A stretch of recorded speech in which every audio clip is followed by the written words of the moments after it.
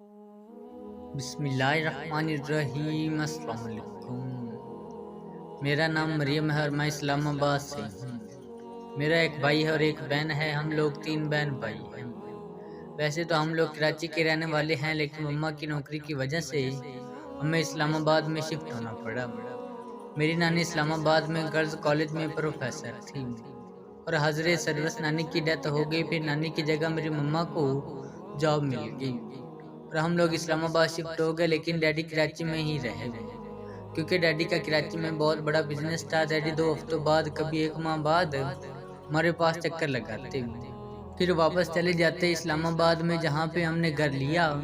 وہ پشاور روڈ تھا اور ہم نئے آئے تھے اس علاقے میں، تبھی ہماری کسی سے جان پہچان نہ تھی۔ میری عمر اس وقت 19 برس تھی اور میں ایک فرسٹ ایئر کی اسٹوڈنٹ تھی۔ ہمارے گھر کے سامنے ایک گھر تھا جہاں پہ ایک خوبصورت لڑکا فرحان رہتا تھا۔ ہم دونوں بہنیں عصر کے بعد ٹیرس پہ چائے پینے جاتی تو وہ لڑکا فرحان بھی اپنے ٹیرس پر آ جاتا، چہل قدمی کرتا، کبھی سٹائل مارتا، کبھی کچھ کرتا، کبھی کچھ۔ میں سنجیدہ مزاج لڑکی تھی، اس لیے مجھے فرحان کے سٹائل گائل نہ کر سکی۔ دن گزرتے گئے، ایک دن میں کالج جا رہی تھی کہ فرحان کی بہن نے اپنے دروازے سے مجھے آواز دی۔ میں نے رک کر کہا، جی فرمائیے۔ فرحان کی بہن کہتی ہے کہ میرا بھائی آپ کا نمبر مانگتا ہے۔ میں نے فرحان کی بہن کو کھری سنائی کہ میں ایسی ویسی لڑکی نہیں ہوں۔ کئی دن گزرے تو ایک دن فرحان نے مجھے کالج جاتے ہوئے روک لیا اپنے دروازے پر اور کہا کہ اپنا نمبر دے دیں، آپ سے ایک ضروری بات کرنی ہے۔ اس کا نمبر مانگنے کا انداز اتنا دلکش تھا کہ میں انکار نہ کر سکی، تو اپنا نمبر دے دیا۔ بس وہی منحوس گھڑی تھی جب نمبر دیا، فرحان مجھے میسج کرنے لگا۔ پہلے تو میں اگنور کرتی رہی، پھر امپریس ہو گئی اور فرحان سے بات کرنے لگی۔ فرحان بہت ہی خوبصورت لڑکا تھا، میں خود بھی بہت خوبصورت لڑکی تھی، بری آنکھیں تھی میرے اور انڈے کی طرح سفید رنگ تھی۔ میری گھر والے سب مجھے بری کہتے تھے۔ وقت کا پتہ بھی نہ چلا، فرحان نے مجھے شیشے میں اتار لیا، ایسے کہ میں فرحان کے بغیر رہ ہی نہیں سکتی تھی۔ کالج جاتی تو موبائل گھر پر ہی رکھ کے جاتی، پھر میرا پڑھائی سے دل اچاٹ ہونے لگا کہ موبائل پہ فرحان کا میسج آیا ہوگا میں کالج میں ہوں۔ طرح کے وسوسے آتے کالج میں، مجھے سچ مچ فرحان سے محبت ہو گئی تھی۔ میں ہر وقت فرحان سے باتیں کرنا چاہتی تھی۔ میں نے بہانہ کیا گھر میں کہ میرا دماغ درد کرتا ہے، میری نسیں پڑتی ہیں، مجھے لفظ نظر نہیں آتے، باپ کی بہت لاڈلی تھی، اس لیے بہانے کر کے کالج چھوڑ دیا اور گھر بیٹھ گئی۔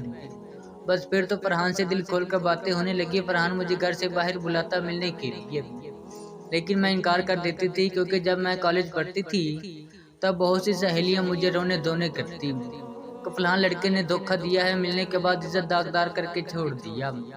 اس لیے میں بھی ڈرتی تھی کہ کہیں فرحان بھی ایسا نہ کر دے۔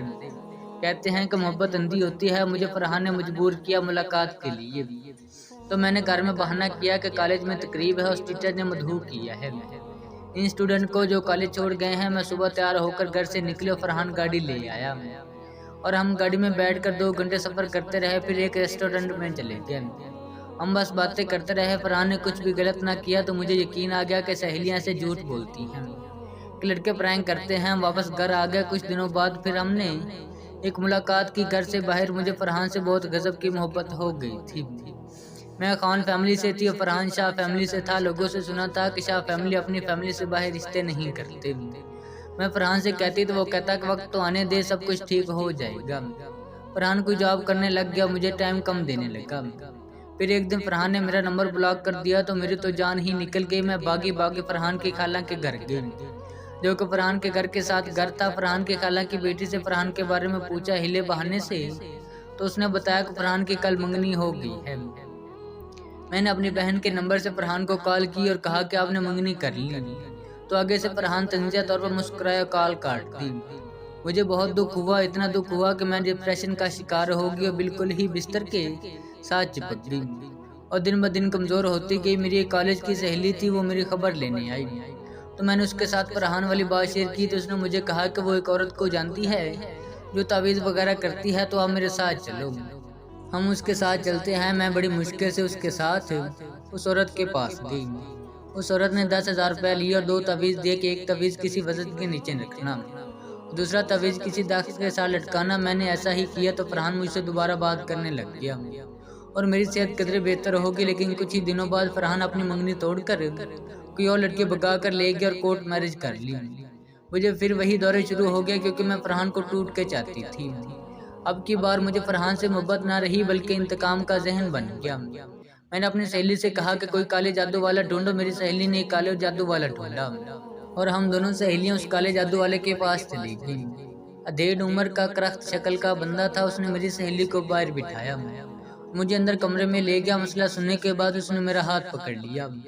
میں ایک سیکنڈ میں اس کی شیطانیت سمجھ کر اس کے منہ پر تھپڑ مارا اور بھاگ کر کمرے سے باہر نکل آئے۔ سہیلی کو لے کر جلدی جلدی اس کے گھر سے ہی باہر نکل آئے۔ پھر میری سہیلی نے ایک اور کالے جادو والا ڈھونڈا، اس کے پاس ہم دونوں گئی تو اس نے کہا کہ اب تعویذ چھوڑو بلکہ خود ہی چلا کرو اور تعویذ لکھنے سیکھ لو۔ مجھے ایک جنون تھا بس کہ فرحان نے میرے جذبات کے ساتھ کھلواڑ کی ہے تو اسے سزا ضرور ملنی چاہیے۔ مجھے شامل نے کچھ انتر منتر بتائے اور ایک کتاب دی۔ میں نے ایک چلہ اپنے گھر کی چھت پہ کیا۔ پھر عامل نے مجھے بتایا کہ گھنے درخت کے نیچے چلا کرو۔ میں بہت بزدل لڑکی تھی۔ گھر والے رات کو کمرے سے کوئی چیز اٹھانے بھیجتے تو میں کہتی کہ مجھے تو ڈر لگتا ہے، لیکن محبت میں اندھی اب چلے کرنے لگی تھی۔ میں گھر سے باہر ایک گھنا درخت تھا۔ رات 12 بجے بال کھول کے دائرہ لگا کے چلا کرتی اور کامیاب ہوگی۔ پھر میں نے خود تعویذ لکھنے شروع کر دیے اور فرحان کو تعویذ ڈالنے شروع کر دیے۔ کچھ تعویذ فرحان کے سین میں رات کے وقت دبا دیے، کچھ تعویذ اس کے دروازے پہ دبا دیے، کچھ انڈوں میں لکھائی کر کے قبر میں دبا دیے۔ چند دن بعد ہی فرحان کی حالت بگڑ گئی اور کوئی ڈاکٹر اسے بچا نہ سکا۔ فرحان موت کی وادی میں چلا گیا۔ مجھے تب احساس ہوا کہ میں نے غلط کر دیا ہے، اپنی محبت کی ہی جان لے لی، لیکن میرا ارادہ ایسا ہرگز نہ تھا۔ میں تو اسے سزا کے طور پر اجاڑنا چاہتی تھی، لیکن شاید تعویذ سخت تھی اور وہ ان کا مقابلہ نہ کر سکا۔ پھر میری سہیلیوں کو پتہ چل گیا کہ میں کالا جادو کرتی ہوں اور سہیلی اپنے چھوٹے موٹے کام مجھ سے کروانے لگی۔ جب لڑکیاں میرے پاس آتی تو میری امی کو پتہ چل گیا کہ میں تعویذ وغیرہ کرتی ہوں۔ میرا ڈیڈی کراچی سے اسلام آباد آیا تو امی نے ڈیڈی کو بتا دیا۔ مجھ پہ بہت سختی کی گئی کہ میں یہ کام چھوڑ دوں، لیکن کالا جادو ایسا فعل ہے جو ایک بار کر لیتا ہے وہ چھوڑ نہیں سکتا۔ اگر چھوڑتا ہے تو مرتا ہے۔ تبھی میں نے نہ چھوڑا۔ گھر والوں سے مجھے بہت مار پڑی، لیکن جب میں نہ مانی تو میرے ڈیڈی نے میرے لیے ایک بار ایک کمرہ بنوا دیا کہ آپ اس کمرے تک ہی محدود رہنا۔ میں ایک کمرے تک محدود ہو کر رہ گئی، لیکن تعویذ وغیرہ کرتی رہی۔ آہستہ آہستہ میری شہرت پھیلنے لگی اور میرے پاس رش ہی لگ گیا۔ کسی کا رشتہ کروانا ہوتا یا توڑوانا ہوتا یا سوتن کا مسئلہ ہوتا، چاہے کیسا کام ہوتا، میں تعویذ کر دیتی اور کام ہو جاتا۔